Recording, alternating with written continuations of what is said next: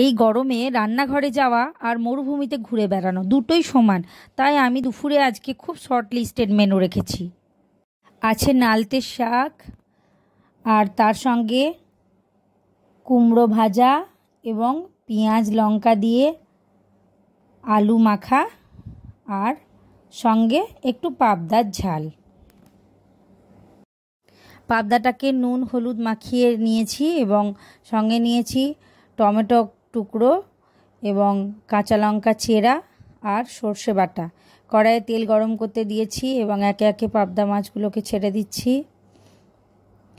তারপরে মাছগুলো ভাজা হয়ে গেছে, এবার মাছগুলো আমি তুলে রেখে দিলাম।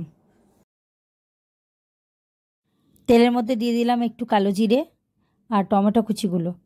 এবার একটু নাড়াচাড়া করব, টমেটো কুচিগুলো সেদ্ধ হতে দেবো এবং টমেটো সেদ্ধ হয়ে গেলে দিয়ে দিলাম আমি সর্ষে বাটাটা, পরিমাণ মতো হলুদ।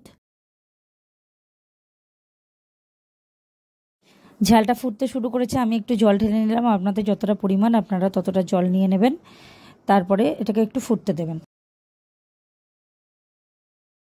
পরিমাণ মতো নুন দিয়ে ঝালটা ফুটতে শুরু করলে মাছগুলো ধীরে ধীরে ছেড়ে দিলাম এবং দুটো কাঁচা চেরা লঙ্কা দিয়ে একটু চাপা দিয়ে দিলাম এবং ঝালটা রেডি হয়ে গেলে আমি একটু পাতিলেবুর রস মিশিয়ে দিলাম। আজকে এই পর্যন্ত, সবাই ভালো থাকবেন এবং সঙ্গে থাকবেন। টাটা।